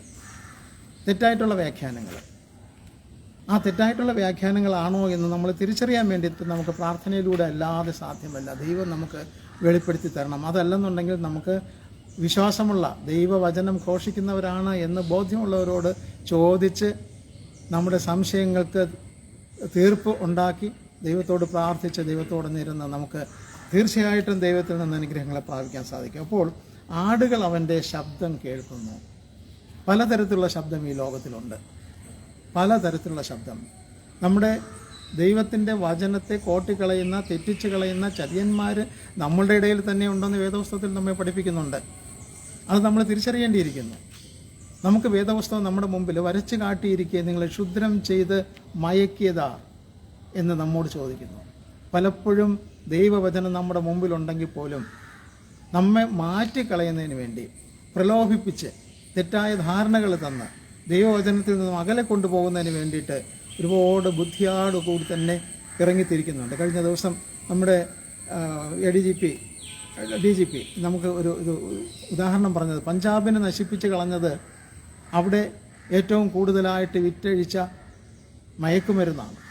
കേരളത്തിലും അതിൻ്റെ പിടിമുറുക്കാൻ ശ്രമിക്കുകയാണ്. അപ്പോൾ കേരളവും നാശത്തിലോട്ട് പോകാതിരിക്കണമെന്നുണ്ടെങ്കിൽ മയക്കുമരുന്നെന്നുള്ള വിപത്ത്, ഈ മയക്കുമരുന്ന് വിൽക്കുന്നവർ ഇത് മയക്കുമരുന്നാണ്, ഇത് ദോഷമുണ്ടാക്കും എന്ന് പറഞ്ഞാണോ കൊച്ചു കുട്ടികളെ അടിച്ചേൽപ്പിക്കുന്നത്? അല്ല, ഇത് നല്ലതാണ്, ഇത് തിന്നുന്ന നാളിൽ നിന്റെ കണ്ണ് തുറക്കുമെന്ന് സർപ്പം ഹവ്വയോട് പറഞ്ഞതുപോലെ തന്നെ ഇത് തിന്നുന്ന നാളിൽ നീ ദൈവത്തെ പോലെയാകും എന്ന് പറഞ്ഞ് പഠിപ്പിച്ച് വിടുന്നതാണ് ഇന്നത്തെ സംസ്കാരം, ഇന്നത്തെ രീതിയും, ഇന്നത്തെ സാമ്പത്തികമായിട്ടുള്ള ആവശ്യത്തിനും കൊള്ളയ്ക്കും വേണ്ടിയിട്ട് ചെയ്യുന്ന ഒരു പരിപാടി. അപ്പോൾ ആടുകൾ അവൻ്റെ ശബ്ദം കേൾക്കുന്നു. രണ്ടാമതായിട്ട് തൻ്റെ ആടുകളെ അവൻ പേര് ചൊല്ലി വിളിക്കുന്നു. അത് ഏറ്റവും പ്രധാനപ്പെട്ട ഒരു കാര്യമാണ്. ഓരോ ആടിനും ഓരോ പേര്. നാട്ടിൻപുറത്ത് ഈ പറഞ്ഞ ജന്തുക്കളെ, അതായത് പക്ഷികളെ, കോഴിയെ, ആടുകളെ, പശുവിനെ കൂട്ടത്തോടെ വളർത്തുന്നെങ്കിൽ പോലും ചിലപ്പോൾ ഇഷ്ടപ്പെട്ട ഒരു ആടിനെ, ഇഷ്ടപ്പെട്ട പശുവിനെ, ഇഷ്ടപ്പെട്ട കോഴിക്ക് ചില പ്രത്യേക പേരുകൾ പറഞ്ഞ് ശീലിപ്പിക്കുകയാണെന്നുണ്ടെങ്കിൽ ആ പേര് വിളിച്ചാൽ അത് ഓടി വരും. ഇവിടെ പറയുന്നത് തൻ്റെ ആടുകളെ അവൻ പേര് ചൊല്ലി വിളിക്കുന്നു. ഓരോ ആടിനും ഓരോ പേരിട്ടിട്ടുണ്ട്. വളരെ സ്നേഹത്തോടു കൂടി അവയെ വിളിക്കുന്നു. ആ വിളി കേട്ട് ആടുകൾ ആ യജമാനൻ്റെ അടുക്കലെത്തുകയാണ്. ഏറ്റവും സന്തോഷകരമായ ഒരു അവസ്ഥയാണ്. ആ ആടിനെ വിളിക്കുമ്പോൾ അത് ഓടി വരുന്നത് കാണുന്നത് എന്ത് ഭംഗിയാണ്. പക്ഷികളെ വിളിക്കുമ്പോൾ അത് ഓടി വരുന്നത് കാണാൻ എന്ത് ഭംഗിയാണ്. മത്സ്യത്തെ പോലും വിളിച്ചാൽ വരും. ഞാനത് പറയുമ്പോൾ പലർക്കും അവിശ്വാസമായിട്ട് തോന്നും. ഞാൻ വളർത്തി ശീലിപ്പിച്ചിട്ടുണ്ട്, അതുകൊണ്ട് പറയുകയാണ്. മത്സ്യത്തെ വിളിച്ചാൽ അത് വരും. അതിന് പ്രത്യേക പരിശീലനം കൊടുക്കണമെന്ന് മാത്രം. അപ്പോൾ ഏത് ജീവജാലങ്ങളെ ആയിരുന്നാലും വിളിച്ചാൽ, പേര് ചൊല്ലി വിളിച്ചാൽ അത് വരും. ആടുകൾ അവൻ്റെ ശബ്ദം കേൾക്കും. ആ ആടുകളെ അവൻ പേര് ചൊല്ലി വിളിക്കും. വിളിച്ച് ചുമ്മാ നോക്കി വയ്ക്കുകയില്ല, അതിനെ പുറത്ത് കൊണ്ടുപോകും. ഒരു അടിമത്തത്തിൽ കിടന്ന, അല്ലെങ്കിൽ ഒരു ബന്ധനത്തിലായിരുന്ന ഇത്രയും ആടുകളെ സ്വാതന്ത്ര്യത്തിലേക്ക് വഴി നടത്തുകയാണ് ആ യജമാനൻ. ആ യജമാനന് ഇതിനെ എല്ലാത്തിനും സംരക്ഷിക്കണമെന്ന് ആഗ്രഹമുണ്ട്. പക്ഷേ രാത്രി തുറന്നു വിട്ടേക്കാൻ ഒക്കില്ല. കള്ളന്മാർ വന്ന് പിടിച്ചുകൊണ്ട് പോവും, ചെന്നായ്ക്കൾ വന്ന് പിടിച്ചുകൊണ്ട് പോവും. നമ്മുടെ സാഹചര്യം അതുതന്നെയാണ്. നമ്മുടെ കുഞ്ഞുങ്ങളെ നിങ്ങൾ പുറത്തേക്ക് വിടുമ്പോൾ, നിങ്ങൾ സ്കൂളിൽ വിടുമ്പോൾ, മറ്റൊരു സ്ഥലത്തേക്ക് വിടുമ്പോൾ ആ സ്ഥലത്തെക്കുറിച്ച് വ്യക്തമായിട്ടുള്ള ബോധം ഉണ്ടാവണം. വ്യക്തമായിട്ടുള്ള ഒരു രൂപം നമ്മുടെ മനസ്സിനകത്തുണ്ടായിരിക്കണം. കാരണം അവിടെ പല തരത്തിലുള്ള ദോഷങ്ങൾ ഒളിഞ്ഞിരിപ്പുണ്ട്. നമ്മെ ചതിക്കാൻ വേണ്ടി, നമ്മളെ മക്കളെ ചതിക്കാൻ വേണ്ടിയിട്ട് പ്രത്യേകം നമ്മൾ ഓർമ്മിക്കുക. നിങ്ങളുടെ മക്കളെ ചൊല്ലിക്കരവിൻ. നമ്മൾ അവരെ പറഞ്ഞു വിടുമ്പോൾ അവരെക്കുറിച്ച് ഏറ്റവും കൂടുതൽ ചിന്തയോടുകൂടി തന്നെ അവനെ കഴുകനും പരന്തും കൊത്തിക്കൊണ്ട് പോകാതിരിക്കുക. കാരണം നേരത്തെ ഈ വാക്ക് ഞാൻ ഉപയോഗിച്ചത് ഈ മയക്കുമരുന്നിൻ്റെയും മദ്യത്തിൻ്റെയും ഒക്കെ ആവിർഭാവം അത് മനുഷ്യരിൽ ഈ പറഞ്ഞ പൈതങ്ങളിൽ ഉണ്ടാകാതിരിക്കാൻ വേണ്ടി അത് കഴുകൻ്റെയും പരന്തിൻ്റെയും രൂപം തന്നെയാണ്. റാഞ്ചിക്കൊണ്ട് പൊക്കളയുകയാണ്. അതുണ്ടാകാതിരിക്കുന്നതിന് വേണ്ടി അവൻ പേർ ചൊല്ലി വിളിക്കുന്ന സമയത്ത് അവരോട് ചെന്ന് അതിനെ പുറത്ത് കൊണ്ടുപോകാൻ വേണ്ടി പോകുമ്പോൾ അതിന് വിധേയപ്പെട്ട് ക്രിസ്തുവിനോടൊപ്പം പോവുക, ആടിൻ്റെ ഇടയനോടൊപ്പം പോവുക, മറ്റു വഴികളിൽ പോകാതിരിക്കുക. വിളിച്ച് പുറത്ത് കൊണ്ടുപോകുന്നു. അതുമാത്രമല്ല, പോയിട്ട് എങ്ങോട്ടോ പൊയ്ക്കോളൂ എന്നല്ല പറയുന്നത്, അവയ്ക്ക് മുമ്പായി നടത്തുന്നു. ആ ആട്ടിടയൻ ഒരു ലീഡറായിട്ട്, ഒരു നേതൃത്വം കൊടുത്തുകൊണ്ട്, ഈ ആടുകൾക്ക് നേതൃത്വം കൊടുത്തുകൊണ്ട് അതിൻ്റെ മുമ്പിൽ നടക്കുകയാണ്. ഏറ്റവും ഉത്തരവാദിത്വപ്പെട്ട രീതിയിൽ ആദ്യം മുതൽ ചിന്തിക്കുമ്പോൾ അറിയാൻ പറ്റും. അതിനകത്തുനിന്ന് തുറന്ന് പുറത്തിറക്കി അതിനെ നേതൃത്വം കൊടുത്തുകൊണ്ട് കൊണ്ടുപോവുകയാണ്. അതിൻ്റെ ശബ്ദമറിഞ്ഞ്, അവൻ്റെ ശബ്ദമറിഞ്ഞ് അവ അനുഗമിക്കുന്നു. അപ്പോൾ ഈ ഇടയൻ അതിനെ ഏത് രീതിയിലാണോ വിളിച്ച് ശീലിപ്പിച്ചിരിക്കുന്നത് അതേ രീതിയിൽ വിളിക്കുമ്പോൾ അതിൻ്റെ ശബ്ദം തിരിച്ചറിയുന്നു. നമ്മുടെ പാട്ടുകൾ കേൾക്കുമ്പോൾ അതിൽ ക്രിസ്തീയ പാട്ട് ആണെന്ന് തിരിച്ചറിയുന്നു. അതിനോടൊപ്പം കുട്ടികൾ കൈയടിച്ചോ മൂണിപ്പാട്ടായിരുന്നാലും ശരി പാടുമ്പോൾ ക്രിസ്തീയ സ്നേഹം അതിലൂടെ വെളിവാകുന്നു. അപ്പോൾ നമ്മുടെ കുഞ്ഞുങ്ങൾക്കും അതേപോലെ ആ ശബ്ദം അറിഞ്ഞ് അവനെ അനുഗമിക്കണമെന്നുണ്ടെങ്കിൽ ആ ശബ്ദത്തെ നമ്മൾ പരിശീലിപ്പിച്ചു കൊടുക്കണം. ക്രിസ്തുവിൻ്റെ ശബ്ദമാണ് നമ്മുടെ വേദപുസ്തകം. ദൈവത്തിൻ്റെ ശബ്ദമാണ് വേദപുസ്തകം. പാട്ടുപുസ്തകങ്ങൾ, പ്രസംഗങ്ങൾ, വേദഭാഗം വായിക്കുന്നത്, ഇതെല്ലാം ആ ശബ്ദമാണ്. അത് അറിഞ്ഞാണ് കുഞ്ഞുങ്ങൾ നമ്മെ അനുഗമിക്കുന്നതെന്നുള്ള കാര്യം പ്രത്യേകം ഓർമ്മിക്കുക. അന്യനെ അനുഗമിക്കാതെ അത് വിട്ടു ഓടിപ്പോകുന്നു. കാരണം അന്യനും തൊട്ടടുത്തുണ്ട്, ശത്രുക്കൾ തൊട്ടടുത്തുണ്ട്, നമ്മുടെ കൂടെ തന്നെ. ആടുകളുടെ ഇടയനോടൊപ്പം തന്നെ ശത്രുക്കളും വരുന്നുണ്ട്. അവരും പ്രലോഭിപ്പിക്കുന്നുണ്ട്, അവരും വിളിക്കുന്നുണ്ട്. നിങ്ങൾക്ക് ഇന്ന ഇന്ന വാഗ്ദാനങ്ങൾ തരാം, ഇന്ന ഇന്ന സൗകര്യങ്ങൾ തരാം, ഇന്ന ഇന്ന സാധനങ്ങൾ തരാം, മുട്ടായി തരാം. പക്ഷേ അത് അറിഞ്ഞ് മനസ്സിലാക്കി അന്യൻ്റെ ശബ്ദം ഏതാണെന്ന് തിരിച്ചറിഞ്ഞ്, ആട്ടിടയൻ്റെ ശബ്ദം ഏതാണെന്ന് തിരിച്ചറിഞ്ഞ് അതോടൊപ്പം പോകുക എന്നുള്ളതാണ്. ഈ സാദൃശ്യം ഇത്രയും വ്യക്തമായിട്ട് പറഞ്ഞിട്ട് പോലും കൂടെ ഉണ്ടായിരുന്ന ശിഷ്യന്മാർക്കോ മനസ്സിലായില്ല എന്നത് ഏറ്റവും വേദനാജനകമാണ് എന്ന കാര്യം പ്രത്യേകം ഓർമ്മിക്കുക. വളരെ സിമ്പിളായിട്ട് അന്ന് കാണുന്ന രീതിയിൽ ആട്ടുകളെ വളർത്തി ജീവിക്കുന്ന ജനങ്ങളോട് ഈ ഉദാഹരണം പറഞ്ഞിട്ട് പോലും അവർക്ക് അത് മനസ്സിലായില്ല. അവർക്ക് ഈ സാദൃശ്യം അവർ ഗ്രഹിച്ചില്ല എന്നുള്ളതാണ്. പലപ്പോഴും നമ്മുടെ മുമ്പിൽ ദൈവവചനങ്ങൾ കിട്ടുന്നുണ്ട്, ദൈവവചനങ്ങൾ കേൾക്കുന്നുണ്ട്, ദൈവവചനങ്ങൾ പറയുന്നുണ്ട്, പക്ഷേ അത് ഗ്രഹിക്കുന്നില്ല എന്നത് നമ്മുടെ ഭാഗത്തുള്ള ഏറ്റവും വലിയൊരു വീഴ്ചയാണ്. നമ്മൾ ഗ്രഹിച്ചാൽ മാത്രമല്ലേ മറ്റൊരാളിന് പറഞ്ഞു കൊടുക്കാൻ പറ്റൂ?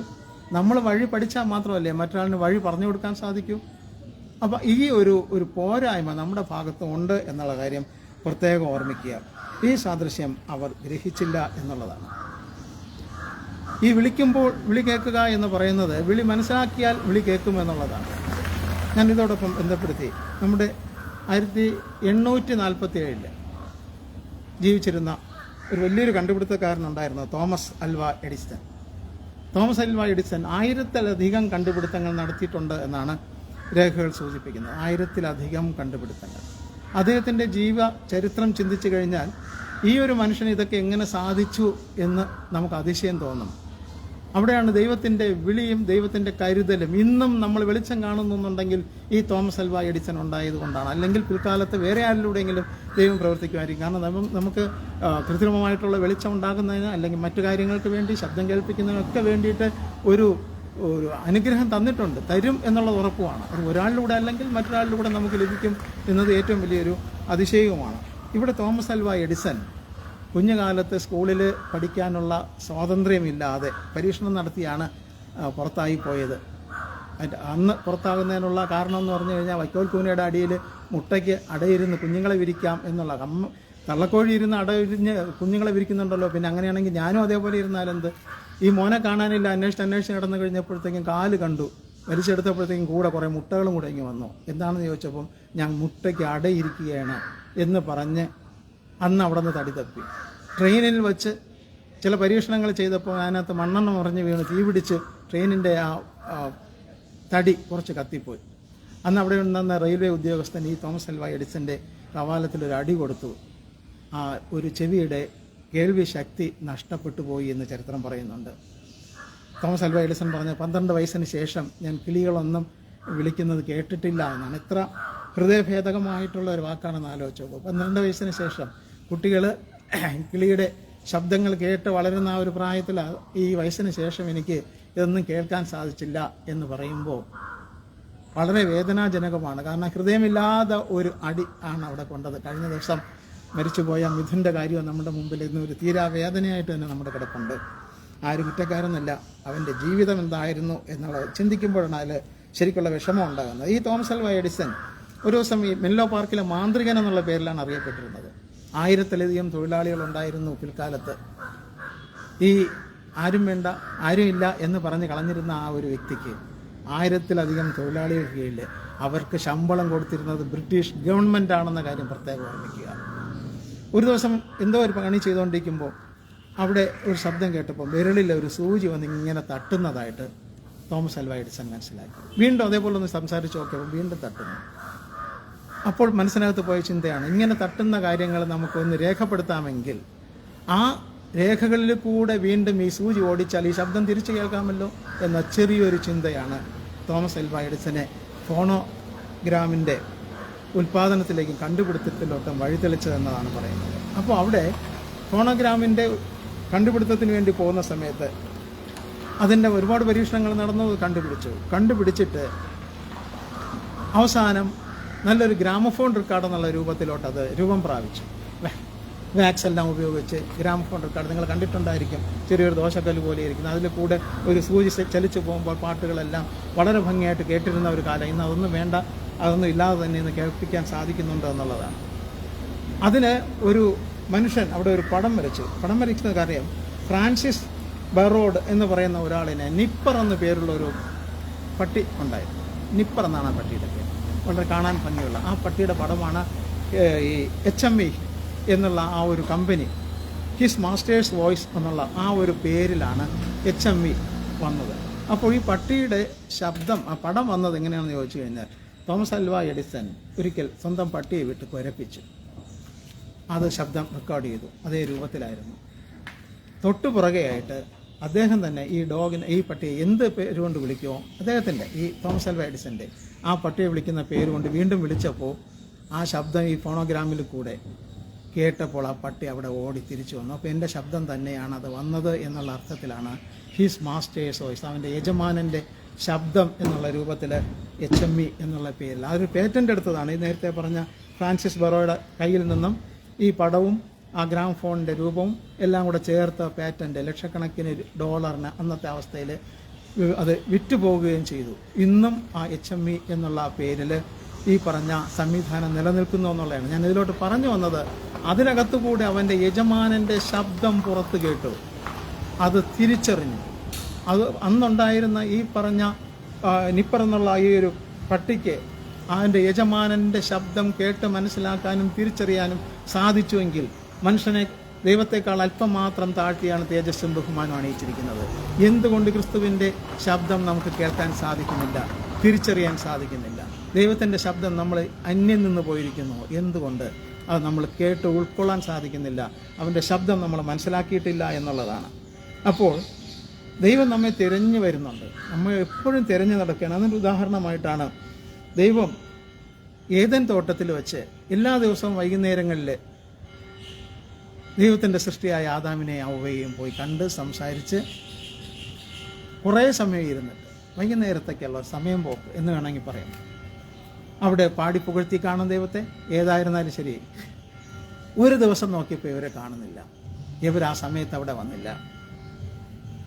ദൈവത്തിന് ഒരു ആശയക്കുഴപ്പമുണ്ടായി. കാരണം എന്തുകൊണ്ട് ഇവിടെ വന്നില്ല? അവൾ ഉറക്കെ വിളിക്കുകയാണ്, നീ എവിടെ? ഈ മനുഷ്യനെ ഉച്ചത്തിൽ വിളിച്ച് ചോദിക്കുകയാണ്, ആദാമേ നീ എവിടെയാണ്? ആ വിളി കേട്ട് ആദാം മനസ്സിലാക്കുന്നുണ്ട്, ഇത് എൻ്റെ യജമാനൻ്റെ ശബ്ദമാണ്. ആ യജമാനൻ്റെ ശബ്ദം തിരിച്ചറിഞ്ഞ് ആദാം മറുപടി പറയുന്നത്, ഞാൻ ഇവിടെയുണ്ട്, പക്ഷേ ഞാനിവിടെ ഒളിവിലാണ്, ഇപ്പം ഒളിച്ച് താമസിക്കുകയാണ്. നിന്റെ മുഖത്ത് നോക്കാനുള്ള യോഗ്യതയില്ല, അർഹതയില്ല, ഞാൻ തെറ്റ് ചെയ്തു പോയി. അത് പറയുന്നതിന് മുമ്പ് തന്നെ ദൈവം ചോദിക്കുന്നു, കഴിക്കരുതെന്ന് പറഞ്ഞ ഫലം നീ കഴിച്ചുവല്ലേ? നമ്മുടെ തെറ്റുകൾ മനസ്സിലാക്കാൻ, നമ്മുടെ പോരായ്മകൾ മനസ്സിലാക്കാൻ ദൈവം നമ്മോടൊപ്പം തന്നെ ഉണ്ട്. കാരണം നമ്മെ തിരുത്തുക എന്നുള്ളതാണ് ദൈവത്തിൻ്റെ ലക്ഷ്യം എന്നുള്ളതാണ്. അപ്പോൾ ദൈവത്തിൻ്റെ സൃഷ്ടിയിൽ ആദ്യ സൃഷ്ടിയായ ആദാവും ഹവ്വയും തെറ്റിപ്പോയെങ്കിലും അവരെ തിരുത്താൻ വേണ്ടി വന്നപ്പോഴേക്കും അവർ മറ്റൊരു രൂപം പ്രാപിച്ചു കഴിഞ്ഞു എന്നുള്ളതാണ്. ആദാം അപ്പോഴും പറയുന്നത്, നീ എന്നോടുകൂടെ ഇരിപ്പാൻ തന്ന സ്ത്രീ തന്നു, ഞാൻ തിന്നു, ഇല്ലാതെ ഞാൻ ഒരു കുറ്റവും ചെയ്തിട്ടില്ല. അവിടെയും സ്വന്തമായിട്ട് നീതീകരിക്കുക, അത് മനുഷ്യ സഹജമായ ഒരു പാപമായിട്ട് തന്നെ അവിടെ നിൽക്കുന്നു. അപ്പോൾ തെറ്റ് ചെയ്തു പോയി, ഞാൻ തെറ്റിപ്പോയി എന്ന് പറയുന്നതിന്, അനുദപിക്കുന്നതിന് പകരം അവിടെ സ്വന്തം ന്യായീകരണമാണ് അവിടെ ആദാം ചെയ്തതെന്ന കാര്യം പ്രത്യേകം ഓർമ്മിക്കുക. നീ എവിടെ എന്ന് ചോദിച്ചു. അപ്പോൾ വ്യക്തമായിട്ടുള്ള ഉത്തരം എന്താണ്? ഞാൻ തെറ്റ് ചെയ്ത് ഞാനിവിടെ പാപത്തിൽ അകപ്പെട്ട് നിൽക്കുന്നു എന്നതിന് പകരം അവിടെയും ന്യായീകരിക്കുകയാണ്. വീണ്ടും തിരിഞ്ഞു വരുന്ന ദൈവം ഉൽപ്പത്തി പുസ്തകം 3-ാം അധ്യായത്തിൻ്റെ 9 ഉൽപ്പത്തി പുസ്തകം 16-ാം അധ്യായത്തിൻ്റെ 8-ാമത്തെ വാക്യത്തിൽ ഹാഗറെ നീ എവിടെ എന്ന് ചോദിക്കുന്ന ഒരു വാക്യം. ഹാഗറെ നീ എവിടെ? ഹാഗറിനെ കുറിച്ച് നിങ്ങൾക്കറിയാം. അബ്രഹാമിൻ്റെ വീട്ടിലെ ഒരു ജോലിക്കാരിയായിരുന്നു. സാറായ്ക്ക് കുഞ്ഞുണ്ടാകുന്നില്ല, പക്ഷെ ദൈവം പറഞ്ഞു നിങ്ങൾക്ക് കുഞ്ഞ് കിട്ടുക. ഇത്ര കാലം കാത്തിരുന്നു. ഇനിയിപ്പം ഒരു കാര്യം ചെയ്യാം, നീ വേലക്കാരിയെ പരിഗ്രഹിച്ചോളൂ എന്ന് ഭാര്യ തന്നെ സമ്മതം മൂളുന്നു. അങ്ങനെ ഏതായിരുന്നാലും കുഞ്ഞുണ്ടാകുന്ന സമയത്ത് സാറ ഹാഗാറിനോട് അനിഷ്ടം കാണിക്കുന്നു. സാറ പറയുന്നത്, മനസ്സുകൊണ്ട് പറയുന്നത്, അവളുടെ കുഞ്ഞ് എൻ്റെ മുമ്പിൽ എന്നെ മോശപ്പെടുത്തുന്ന അവസ്ഥയിലാവും, എനിക്ക് എന്നും അതൊരു ആക്ഷേപമായിരിക്കും, അതുകൊണ്ട് അതിനെ പുറത്താക്കണം. പുറത്താക്കിയത് കൊണ്ട് മാത്രം ആ രക്തബന്ധം അവിടെ ഇല്ലാതാകുമോ? ആകില്ല എന്ന് ദൈവത്തിനും അറിയാം, നമുക്കും അറിയാം. അപ്പോൾ ദൈവത്തിൻ്റെ നിശ്ചയപ്രകാരമാണ് അവിടെ ഒരു കുഞ്ഞ് ലഭിക്കുന്നത് എന്ന കാര്യം പ്രത്യേകം ഓർമ്മിക്കുക. ആ കുഞ്ഞിനും ദൈവം അനുഗ്രഹം കൊടുക്കുന്നുണ്ട്. ഇവിടെ കടൽപ്പുറത്തെ മണൽ പോലെ തന്നെ നിനക്കും നിൻ്റെ സന്തതിയെ ഞാൻ വർദ്ധിപ്പിക്കും. കടൽപ്പുറത്തെ മണൽ പോലെ. ഒരു കയ്യിൽ മണൽ വാരിയിട്ടൊന്ന് എണ്ണി നോക്കുക എത്ര ഉണ്ടെന്ന്. അങ്ങനെയാണെങ്കിൽ ഈ സമുദ്രത്തിൻ്റെ ചുറ്റിനുമുള്ള മണൽ നിങ്ങൾക്കോ ആർക്കെങ്കിലും എണ്ണാൻ സാധിക്കുമോ? അതിസങ്കീർണമായിട്ടുള്ള ചിലപ്പോൾ ഇന്നത്തെ ഉപകരണങ്ങൾ ഉപയോഗിച്ചിട്ട് ഒരു ദേശ കണക്കെടുക്കാൻ സാധിച്ചെന്നിരിക്കാം. ഇത്ര ഏരിയയിൽ ഇത്ര കൊള്ളും, അങ്ങനെയാണെങ്കിൽ ഇത്രയ്ക്ക് എത്ര എന്നുള്ള രൂപത്തിലൊക്കെ ചിലപ്പോൾ എടുക്കാൻ സാധിച്ചെന്നിരിക്കാം, ഇല്ലയെന്ന് പറയുന്നില്ല. പക്ഷേ എത്രത്തോളം പ്രയാസമാണ്.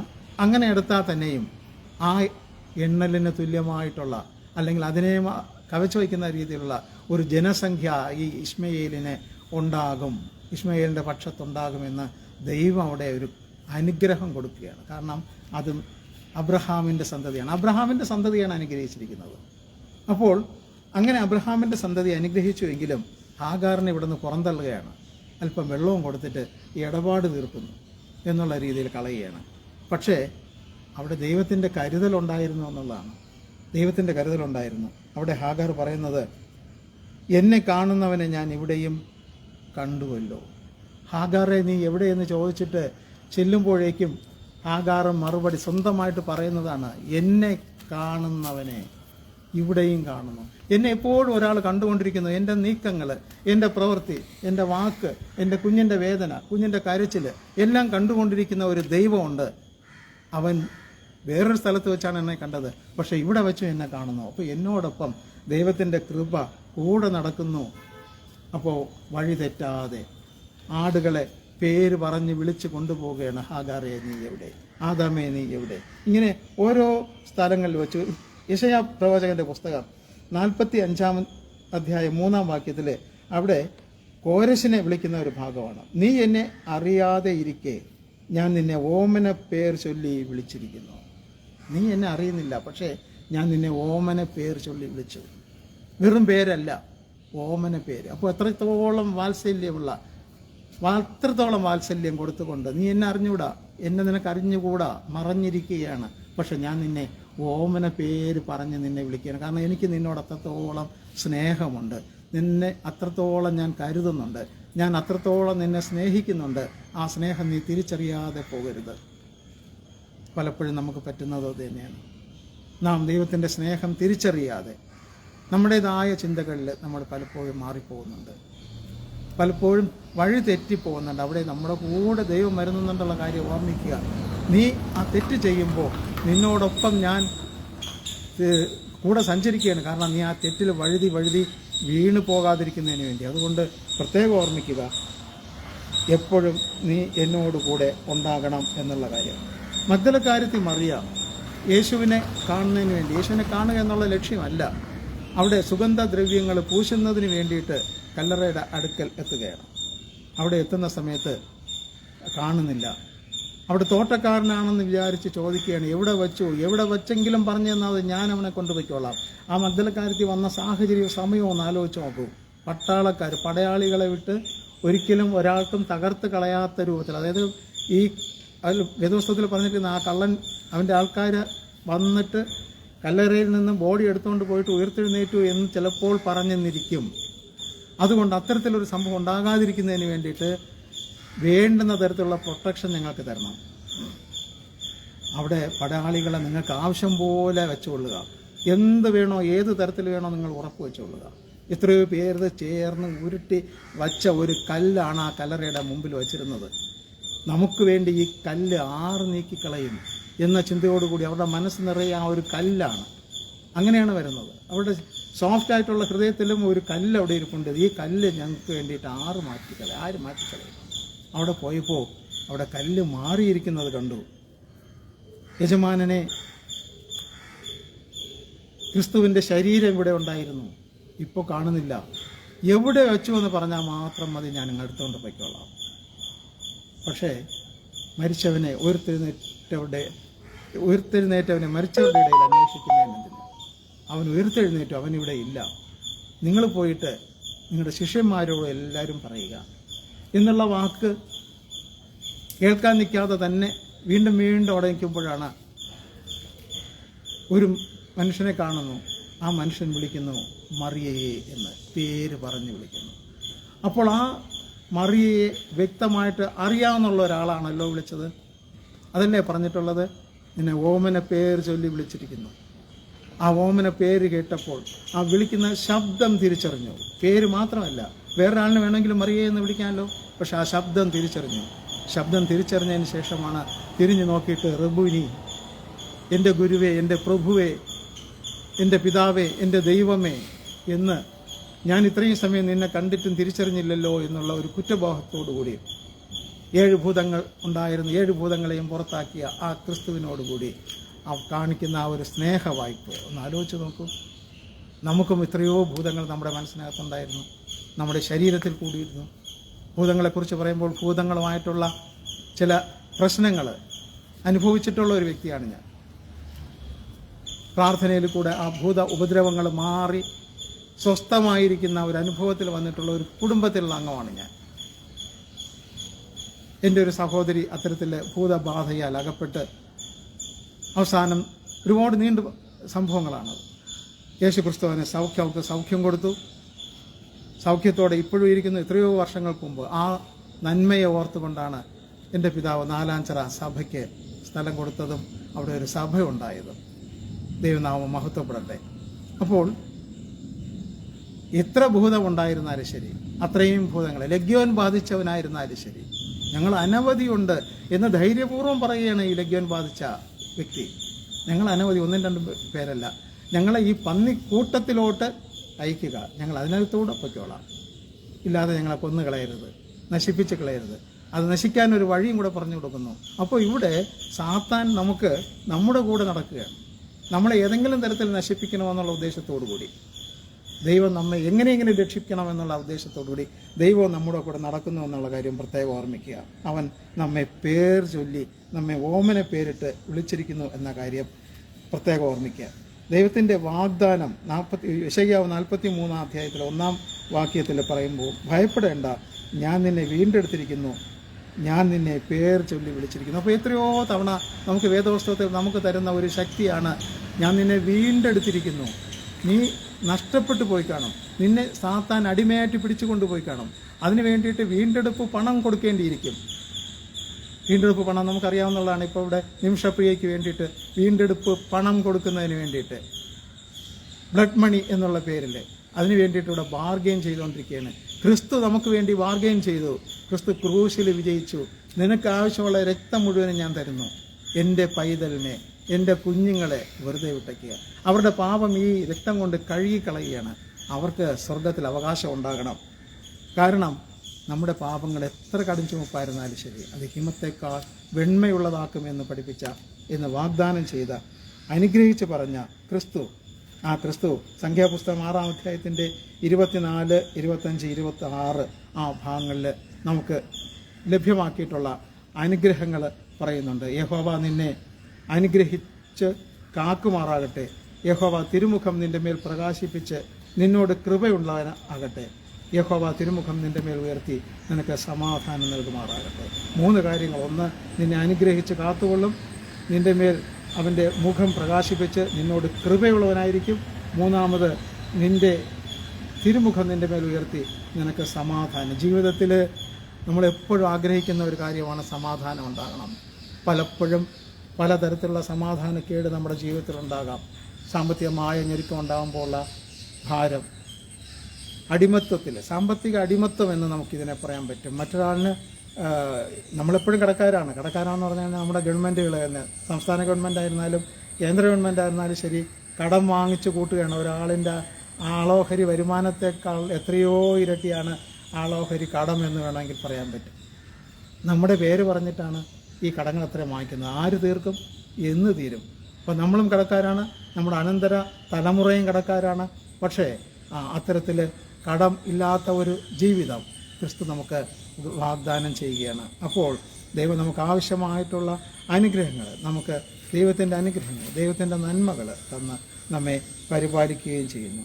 ഈ അനുഗ്രഹങ്ങൾ നമ്മൾ വാങ്ങിച്ചുകൊണ്ട് ക്രിസ്തുവിൻ്റെ പിൻപറ്റുന്നവരായിട്ട്, ക്രിസ്തുവിൻ്റെ ശബ്ദം കേട്ട് ക്രിസ്തുവിനോടൊപ്പം നടക്കുന്നവരായിട്ട് നമുക്ക് മാറാം. ദൈവം നമ്മെ എല്ലാ വിധത്തിലും അനുഗ്രഹിക്കുമാറാകട്ടെ. ആമേൻ. നമുക്ക് പ്രാർത്ഥിക്കാം. മഹാകാരുണ്യവാനായ ഞങ്ങളുടെ പിതാവേ, അനുഗ്രഹിക്കപ്പെട്ട ഈ ഒരു സഭ ആരാധനയ്ക്ക് വേണ്ടി അടിയങ്ങൾ അങ്ങേ സ്തുതിക്കുന്നു. അടിയങ്ങൾ ചുരുക്കം പേരാണെങ്കിലും ഒരുമിച്ച് കൂടി വരുന്നതിന് അങ്ങ് കൃപ ചെയ്തുവല്ലോ. തുറന്നുള്ള ദിവസങ്ങളിൽ അടിയങ്ങൾക്ക് സഭ ആരാധനയ്ക്ക്, അടിയങ്ങൾ ആരാധിച്ചുകൊണ്ടിരുന്ന സഭ തുറന്നു കിട്ടുന്നതിന് അങ്ങ് ആ ജനങ്ങളുടെ മേൽ സംസാരിക്കണമേ എന്ന് പ്രാർത്ഥിക്കുന്നു. ദൈവം അടിയങ്ങൾക്ക് ഒരുമിച്ചിരുന്ന് പ്രാർത്ഥിക്കണം, ഒരുമിച്ച് പാട്ട് പാടണം, ദൈവവചനം കേൾക്കണം, ദൈവനാമം മഹത്വപ്പെടണം. ദൈവമേ പാപികളും ദോഷികളുമായ അടിയങ്ങളോട് അങ്ങയുടെ കൃപാധികമായിട്ട് പകരണമേ. അടിയങ്ങളുടെ കുടുംബത്തിൽ ഓരോരുത്തരെയും അനുഗ്രഹിക്കണമേ. CSI സഭയെ അങ്ങ് അനുഗ്രഹിക്കണം. ദൈവമേ ഒരു ദോഷത്തിലും പെട്ടുപോകാതെ വണ്ണം അങ്ങ് അനുഗ്രഹിക്കണമേ. അടുത്ത ദിവസം നടക്കുന്ന ഇലക്ഷനിലും തുടർന്നുള്ള എല്ലാ പ്രവർത്തനങ്ങളിലും സഭയുടെ പേരിൽ നടക്കുന്ന എല്ലാ സ്ഥാപനങ്ങളിലും എല്ലാ പുരോഹിതന്മാരിലും അവരുടെ കുടുംബങ്ങളിന്മേലും എല്ലാ കൃപകളും നന്മകളും ഉണ്ടായി അടിയങ്ങൾക്കും ആ നന്മകൾ അനുഭവിക്കുന്നതിന് അടിയങ്ങളെയും ശക്തരാക്കണമേ എന്ന് പ്രാർത്ഥിക്കുന്നു. യാചിച്ച എല്ലാധികം നന്മകളാ നിറയ്ക്കണം പരമപിതാവേ. ആമേൻ. ആശീർവാദം ഞാൻ ചോദിക്കുന്നതിലും നിനക്കുന്നതിലും അത്യന്തം പരമായി ചെയ്യുവാൻ നമ്മിൽ വ്യാപരിക്കുന്ന ശക്തിയാൽ കഴിയുന്നവന് സഭയിലും ക്രിസ്തുയേശുവിലും എന്നേക്കും തലമുറ തലമുറയായി മഹത്വം ഉണ്ടാകട്ടെ. ആമേൻ. ഇപ്പോൾ അയക്കാടിയരെ യഹോവായേ മനസ്സലിയുടയ മഹോന്നത പരമേ വന്ദനം നിനക്കാമേ. മനസ്സലിയുടയ മഹോന്നത പരമേ വന്ദനം